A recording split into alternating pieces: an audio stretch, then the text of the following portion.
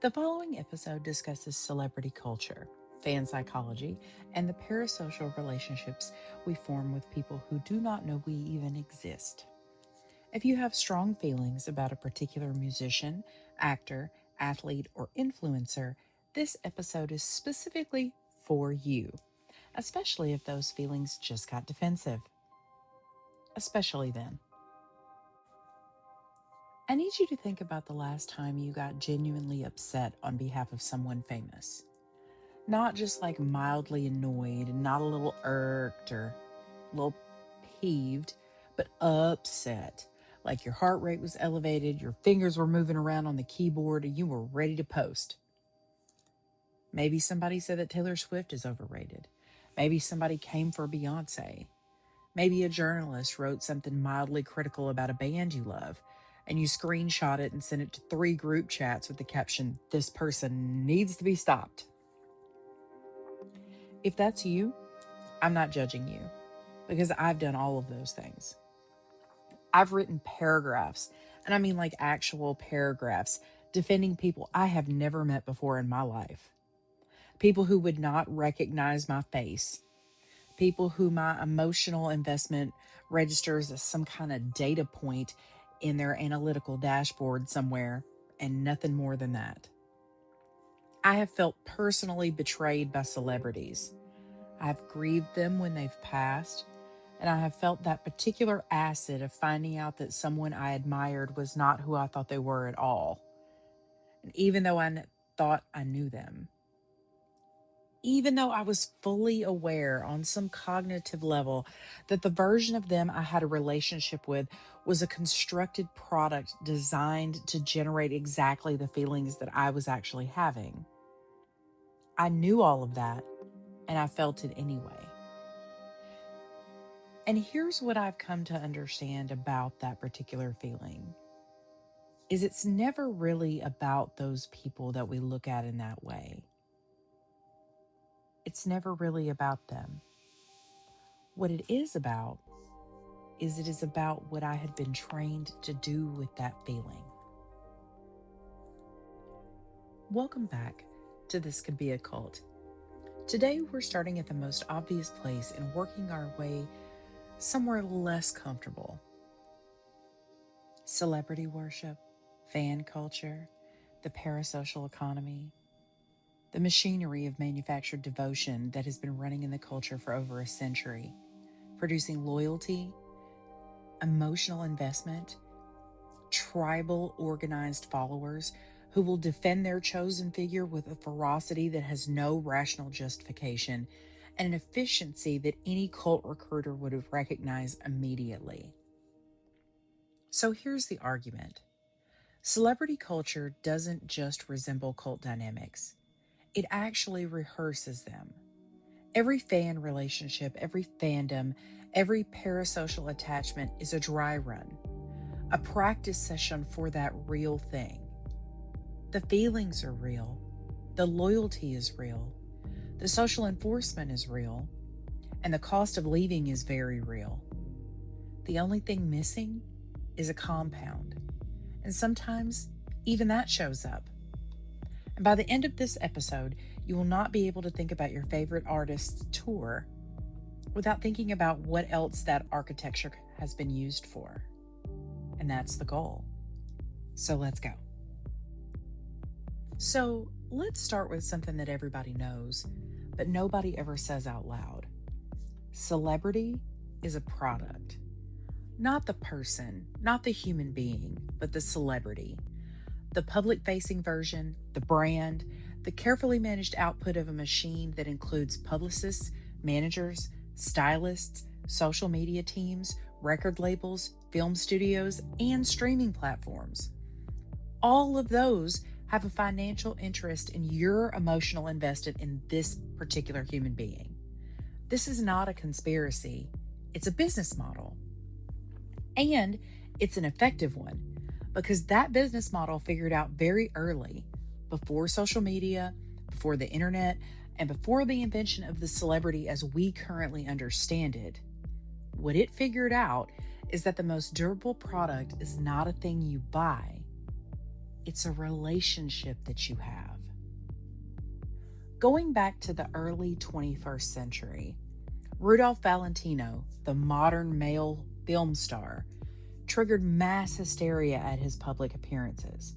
Women fainted at his funeral in numbers that required crowd control. The studio machine studied this response with the focused attention of a scientist who had just discovered something very useful. Because they had. They discovered that if you could make an audience feel known by a performer, seen, understood, and emotionally resonant, the audience would do something very extraordinary. They would feel responsible for that performer, protective of them, and loyal to them in a way that bypassed normal social calculation entirely. You can't manufacture that feeling by telling people to have it either. But what you can manufacture are the conditions under which that feeling is produced. Consistently, reliably, and at scale. And that's what the entertainment industry has been doing, with increasingly sophisticated forms for the past 100 years. The tools have changed, but that mechanism has not. In the 1950s, it was the Fan magazine, carefully curated glimpses of a star's quote-unquote real life. And those were designed to feel intimate and accidentally revealed. In the 80s, it was the music video and the MTV interview, along with the behind-the-scenes special. In the 2000s, it became the reality show and the tabloids. And now, in today's culture, it's Insta and the video memo and the parasocial podcast that the tour diary and the Discord server and the parasocial relationship has so finely tuned that it makes the Fan magazine look like a form letter. The archetype keeps getting more sophisticated, but that feeling stays the same. That feeling that says, I know them. That feeling that says they're mine.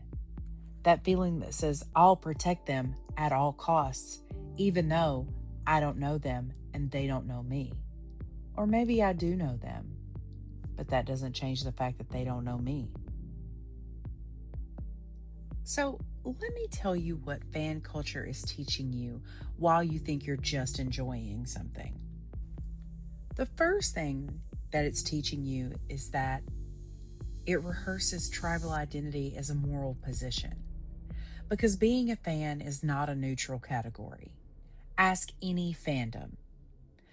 They'll tell you that people don't understand their artists simply because they haven't listened properly, or they haven't engaged deeply enough, or they're just missing something. And they're missing something culturally and spiritually and aesthetically. The outgroup is just different. The outgroup is wrong. This is the scaffolding of every us versus them dynamic ever built. And the specific content doesn't matter. The structure is what's being involved. Because your taste is your identity. And your identity requires defense. And defense requires a them. Someone that you have to defend against. And the second thing that it's teaching you is that it trains you to override your own critical faculty in service of the group. This one is the most subtle, and it's the most devastating. Every fandom has a moment, in some cases many moments, when the object of devotion does something that fans privately find uncomfortable. You know, like a lyric that lands wrong, or a public statement that doesn't quite sit right, or an interview that reveals something that the fans would rather not have known or seen. And in that moment, the fandom does what? It produces a response, a reframe, an explanation, a wave of social pressure that says the correct interpretation is this one right here that we've come up with. And most fans, I'm not saying all, but most, adopt that correct interpretation that's presented to them. Not because they're weak, but because the social cost of the other interpretation, aka their own interpretation, and of saying, hey, that actually bothered me and didn't sit well with me, The cost of doing that is so much higher than their private discomfort for just a few minutes. That right there, in and of itself, is stop you in your tracks. It's a documented feature of high control groups, that feeling. A fan culture practices it so regularly and so efficiently that most people who've done it couldn't tell you when it happened or how many times. They couldn't tell you how many times they just thought what the group thought or adopted that correct interpretation of that uncomfortable situation for them. Another thing that this teaches is that it actually installs the understanding that loyalty is measured in sacrifice. It's measured by how much you spend, how much you travel, how long you wait, how many albums you buy, and how many different formats that you buy those albums. How many times did you stream those movies or those songs just to move the needle on the chart an inch for that person? And how much of yourself do you give to that cause for their success? The more you give, the more you belong. And the more you belong, the more you're invested. And the more you're invested, the harder it is to leave. That is called sunk cost loyalty. And it is the single most effective retention mechanism in the cult toolkit. And guess what? The music industry built that mechanism first. Another thing that this fandom mentality teaches you is that it actually normalizes the figure as an arbiter of your identity. Think about this. That artist that you love, their aesthetic becomes your aesthetic. Their values, well, they become your values. Or at least you perform those values as such in the fandom space or in public. Those celebrities that have enemies, their enemies are now your enemies. Their evolution requires your evolution, or at least your public endorsement of it, that is.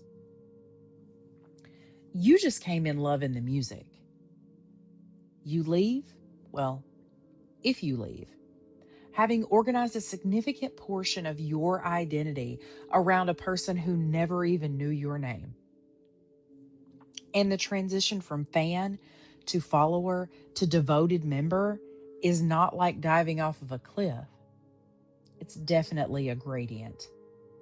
A very gentle, very well designed and constructed gradient. Please keep that in mind. So now I want to talk about something specific. In 2009, a researcher named Dr. Lynn McCutcheon published a study on what she called celebrity worship syndrome. That is a term for the clinical extreme of parasocial attachment, where the fan's relationship to the celebrity becomes a primary organizing principle of their psychological life. The characteristics she identified read like a cult intake assessment. Intense personal identification with the celebrity, the sense that the celebrity, quote unquote, knows the fan on some level, social identity organized around the celebrity's group, willingness to do anything for the celebrity if asked, inability to tolerate criticism of the celebrity, and severe distress when the parasocial relationship is threatened. These are not symptoms of a broken psychology.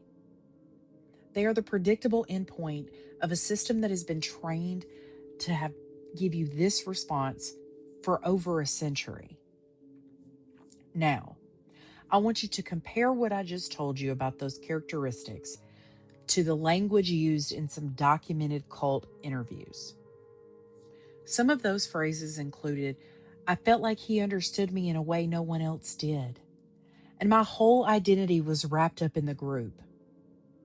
Another phrase is, "I couldn't hear criticism of the leader. It felt like a personal attack on me." And last but not least, "Leaving the group felt like losing myself." Now, what the researcher in 2009 found is that some of those same statements were uttered about celebrities, in fandom spaces. So at the end of the day, you can't really tell which category each one of those statements belongs to, whether it's a fandom or it's talking about a cult or leaving a cult. You can't really tell those two apart, not reliably. And the reason is because the mechanism produces the same phenomenology, whether the charismatic figure at the center of it is a musician or pretending to be a messiah. The brain doesn't distinguish that. The feelings are identical, and the social architecture is identical. The only variable is the formal structure around the relationship. Whether there are contracts and vows and isolation practices, or whether or not there's just a Spotify playlist and a concert ticket. And here is the part that should actually concern all of us the most. The research consistently shows that the people most susceptible to cult recruitment are not psychologically unusual. They're not broken, they're not desperate, and they're not unintelligent people. These are people with a history of intense parasocial attachment. People who have already practiced those feelings. People who already know how to organize their identity around a charismatic figure. People who have already learned that the discomfort of doubt is something you override for the sake of still belonging. They're just the people who have already been to the concert and liked the music. Which brings me to my story. I'm going to tell you about a musician. No, I'm not going to tell you their name because this isn't about them. This is about me and what I did with them. So, I found this artist in my early 20s at a time when my sense of self was, let's just call it fluid. I was figuring out who I was going to be, what I actually valued, and what kind of person I wanted to grow into and become. And this artist's work felt like it was about just that. Like exactly about just that. The specific texture of being in that particular period of uncertainty and reaching for something that you can't quite name yet. I listened to them obsessively. I saw every show that I could afford to see and some shows that I couldn't. I read every interview. I joined every online community that I could find. I learned the fandom language, that specific vocabulary that fandoms use, the inside references, the hierarchy of who the real fans are, who are the casual ones, who are really invested. But I was a real fan. And slowly over the next few years, I started noticing something. My opinion about music had narrowed, and I was raised with a very eclectic music palette. And it wasn't because I'd made any particular decision, it was because the fandom had an implicit aesthetic framework. And it was one that I had actually adopted without really noticing it. Things that didn't fit the framework were lesser, and I paid them less attention. And people who liked certain other things that were not part of that fandom were then suspect in my eyes. And when that particular artist did something that I found genuinely troubling, it was a public statement and a set of decisions that I just couldn't get behind. I watched myself reach for the reframe, what was presented to me, that explanation, that narrative control, and that version that made it very okay, even though it was not okay with me. But I found one of those reframes that I felt like I could use, the one I liked, and I used it. I used it for about 18 months. And then one day I caught myself using it, and I thought to myself, wait a minute. Why am I working this hard to maintain a positive feeling about someone who can't hear me and who wouldn't recognize me if I was standing in a line of two people? So, what am I actually protecting? And the honest answer, the one that I didn't want to sit with, the one I definitely didn't want to say out loud, was that I was protecting the identity. The one I'd built around the artist over years. The community that being a fan gave me. The sense of being one of the people who understood something that other people didn't. Not them, me. I was protecting a version of myself. The celebrity that I was just the architecture that I had built that on. And the thing about parasocial relationships that nobody will tell you, not in that 2009 research, not in most documentaries, is that the devotion that you have was never really about the person. It was always about what you got to be while you had it. And so here's what I would like for you to take away from all of this. Loving an artist is not the problem. Having feelings about music, about movies, about films, about art, about about the people that make those things, and about the people that move you through their art, that's one of the most human feelings that there is. And I'm not here to take away your favorites. I'm not here to diminish that feeling. I still love the music. I still love the movies. I still love the art.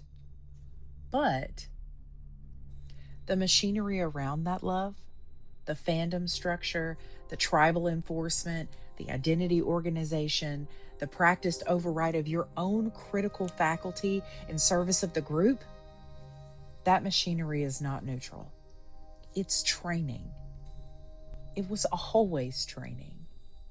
And the uncomfortable question, the one this show is going to keep asking in different forms over this next season, is this: what is it training you for?